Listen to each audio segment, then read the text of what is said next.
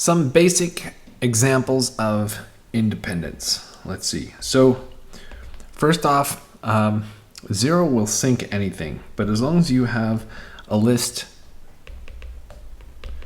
which contains no 0 and has one element, so if this guy's going to be independent if and only if that one element is non-zero.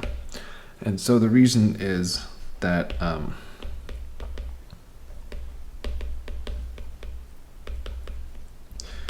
any list containing 0 is automatically dependent.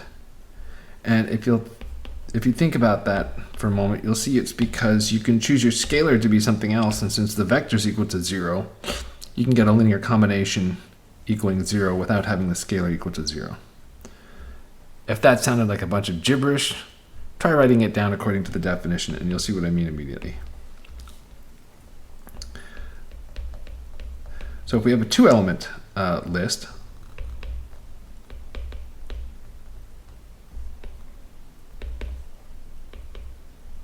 then it's going to be independent if and only if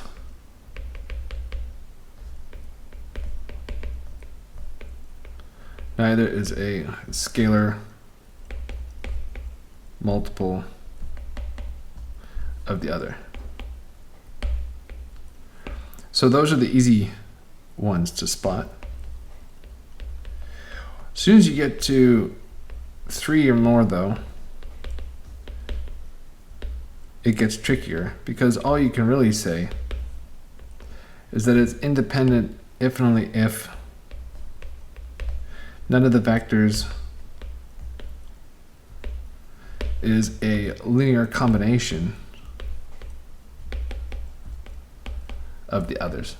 And that's trickier to spot. And so that's true not just for 3-element lists, but also for anything bigger. It's the same condition. It's independent if and only if none of the individuals is a linear combination of the others. One that comes up a lot in Fn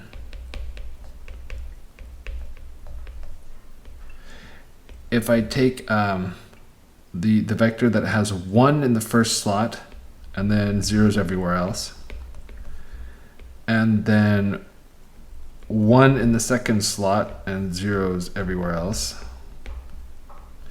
and so forth. So I take all these vectors that have zeros everywhere except for a 1 in one position.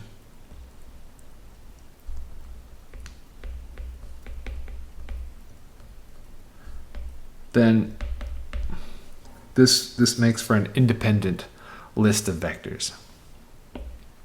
And the sort of intuitive thing is to say, hey, look, this one cannot be built as a linear combination of the others because it has a 1 right here, and all these other things have a 0 in the first slot.